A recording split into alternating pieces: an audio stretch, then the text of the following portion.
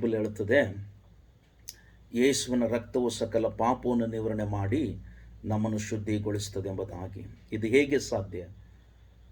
ಈಗ ಹೇಗೆ ಸಾಧ್ಯ ಅಂತಂದರೆ, ನಾವು ಯೇಸು ಕ್ರಿಸ್ತನ ಬಳಿಗೆ ಬಂದು, ಯೇಸು ನನ್ನನ್ನು ಪಾಪದಿಂದ ಬಿಡಿಸುತ್ತಾನೆ, ರಕ್ಷಣೆ ಮಾಡುತ್ತಾನೆ, ಪಾಪವು ಕೊಡುವ ಸಂಬಳದಿಂದ ದೇವರು ನಮ್ಮನ್ನು ತಪ್ಪಿಸುತ್ತಾನೆ ಮತ್ತು ಯೇಸು ಕ್ರಿಸ್ತನನ್ನು ನಂಬುವುದರ ಮೂಲಕ ನನಗೆ ನಿತ್ಯ ಜೀವ ಇದೆ ಎಂಬುದಾಗಿ ತಿಳಿದುಕೊಂಡು ಹೃದಯದಿಂದ ನಂಬಿ ಬಾಯಿಂದ ಅರಿಕೆ ಮಾಡೋದ್ರ ಮೂಲಕ ಒಂದು ಸಂಪೂರ್ಣವಾಗಿರ್ತಕ್ಕಂಥ ರಕ್ಷಣೆ ಅದು ಕ್ರಿಸ್ತನಿಂದ ಸಿಗುವಂಥದ್ದಾಗಿದೆ. ಅದಕ್ಕೆ ವಾಕ್ಯ ಹೇಳುತ್ತದೆ ಬೈಬಲಲ್ಲಿ, ದೇವರ ಸಮೀಪಕ್ಕೆ ಬನ್ನಿರಿ, ಆಗ ಆತನು ನಿಮ್ಮ ಸಮೀಪಕ್ಕೆ ಬರುವನು ಎಂಬುದಾಗಿ. ಬನ್ನಿರಿ, ನೀವು ದೇವರ ಸಮೀಪಕ್ಕೆ ಬರುವುದಾದರೆ, ಇವತ್ತು ನನ್ನ ಪಾಪಗಳು ಯಾರಾದರೂ ಕ್ಷಮಿಸುತ್ತಾರಾ?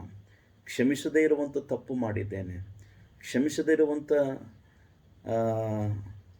ನಾನು ತಪ್ಪು ಮಾಡೋದು ಮಾತ್ರವಲ್ಲದೆ ಪಾಪ ಮಾಡಿದ್ದೇನೆ, ಕ್ಷಮಿಸದೇ ಇರುವಂಥ ಒಂದು ಸ್ಥಿತಿಯಲ್ಲಿ ನಾನು ಇದ್ದೇನೆ ಎಂಬುದಾಗಿ ನಿನ್ನಷ್ಟಕ್ಕೆ ನೀನೇ ಅದರ ವಿಚಾರವಾಗಿ ಆಲೋಚನೆ ಮಾಡಿ ಒಂದು ವೇಳೆ ಕೊರಗುತ್ತಿರ್ಬೋದು, ನಿರೀಕ್ಷೆ ಇಲ್ಲದೆ ನೀನು ಕುಳಿತುಕೊಂಡಿರ್ಬೋದು, ಭರವಸವಿಲ್ಲದೆ ಒಂದು ವೇಳೆ ನೀನು ಜೀವಿಸ್ತಿರ್ಬೋದು. ನಾನು ಮಾಡಿದ ತಪ್ಪಿಗೆ ಎಲ್ಲಿ ಕ್ಷಮಾಪಣೆ ಇದೆ ಎಂಬುದಾಗಿ ನೀನು ಆತುರಿತಿರ್ಬೋದು, ಒಂದು ವೇಳೆ ತಿರುಗಾಡುತ್ತಿರ್ಬೋದು. ಪ್ರೀತಿಯ ದೈವ ಜನರೇ, ಪ್ರೀತಿಯ ದೇವ ಮಗಳೇ, ಪ್ರೀತಿಯ ದೇವ ಮಗನೇ, ಈಗೋ ಯೇಸು ನಿನ್ನ ಪಾಪಗಳಿಗೋಸ್ಕರವಾಗಿಯೇ ಈ ಭೂಮಿಗೆ ಬಂದಿದ್ದಾನೆ.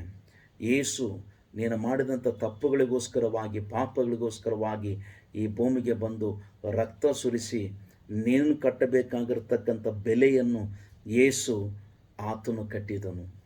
ಹೇಗೆ ಕಟ್ಟಿದನಂತಂದರೆ, ತನ್ನ ರಕ್ತವನ್ನು ಸುರಿಸಿ ಆ ಪಾಪದ ಬೆಲೆ ಕಟ್ಟಿದ. ಪ್ರೀತಿಯ ದೇವಜನರೇ, ಈಗ ನೀನು ಕಟ್ಟಬೇಕಾಗಿರುವಂಥದ್ದು ಅವಶ್ಯಕತೆ ಇಲ್ಲ.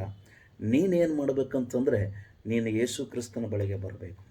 ನೀನು ಮಾಡಿದಂಥ ತಪ್ಪುಗಳನ್ನು, ಪಾಪಗಳನ್ನು ಯೇಸು ಕ್ರಿಸ್ತನ ಬಳಿಗೆ ಬಂದು, ಯೇಸುವೇ ನನ್ನ ತಪ್ಪುಗಳನ್ನು ಕ್ಷಮಿಸು, ನನ್ನ ಪಾಪವನ್ನು ಕ್ಷಮಿಸು ಎಂಬುದಾಗಿ ಪಶ್ಚಾತ್ತಾಪದೊಂದಿಗೆ ನೀನು ಕರ್ತನ ಸಮ್ಮುಖದಲ್ಲಿ ಪ್ರಾರ್ಥಿಸಿ ಬೇಡುವುದಾದರೆ, ವಾಕ್ಯ ಹೇಳ್ತಾನೆ, ನಂಬಿಗಸ್ತನು ನೀತಿವಂತನಾಗಿರುವಂಥ ಯೇಸು ಕ್ರಿಸ್ತನು ನಿನ್ನ ಪಾಪಗಳನ್ನು, ನಿನ್ನ ತಪ್ಪನ್ನು ಕ್ಷಮಿಸುವಾತನಾಗಿದ್ದಾನೆ.